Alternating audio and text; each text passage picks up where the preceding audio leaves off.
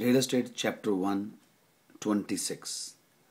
So Chapter 1, so please read your UBC manual before coming to class, if as possible. After each chapter, please submit your assignments to UBC.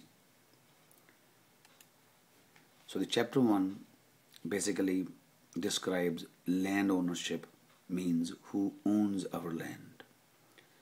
So absolute ownership does not exist in Canada.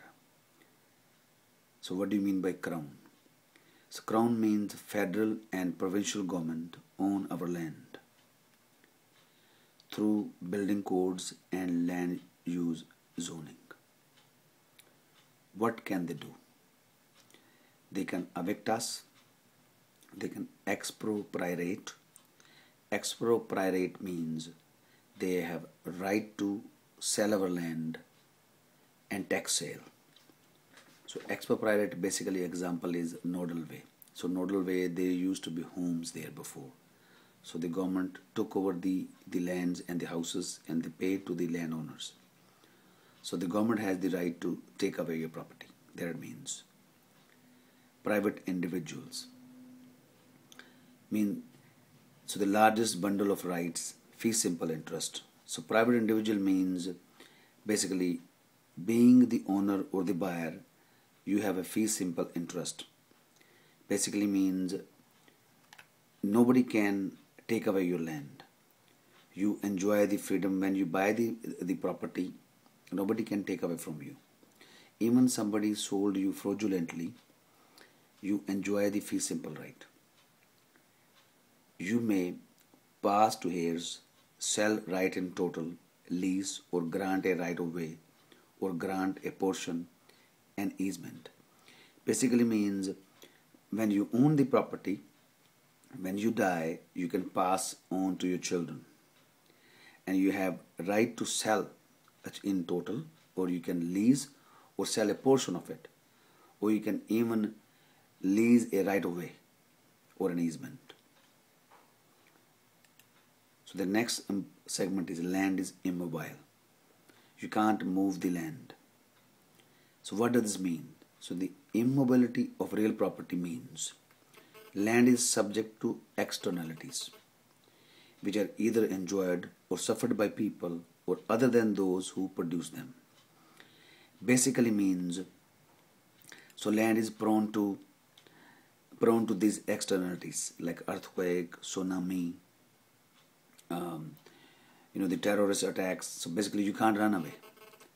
Like downtown, quiet country like shopping mall, expensive homes, townhouses, noisy airport, smelly landfill, too close to SkyTrain, amenities too far away, conditions of neighborhood is poor. So all these symbolizes basically means we cannot move the land. We have to face the consequences. And then we talk about common law and statute law. So what do you mean by common law? So let the former decision stand. This is based on a theory called stare decisis. So uniformity created as a result of stare decisis. Uniform means the rules are same for everybody. It's based on previous court cases dealing with similar points. Judge looks at former cases and it's known as precedents. And the common law and the second one is equitable.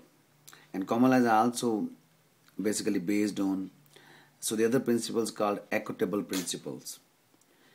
So the courts found the common law remedy to be somewhat unfair. So in the 1870s, the English Parliament passed acts which brought the common law and the courts of equity together.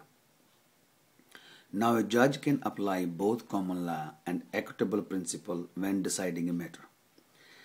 If I just give you the practical example, according to common laws, the decisions are based on the previous decision.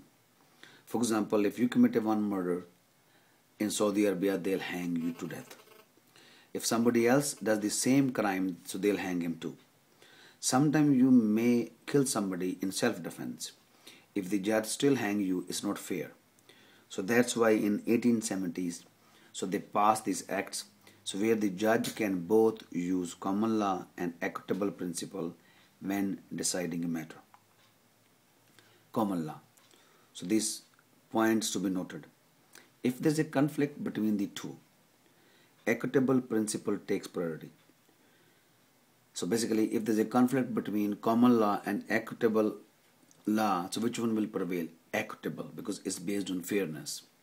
So this means John can also sue Bob under the courts of equity for an equitable remedy. Remedy means solution, such as specific performance.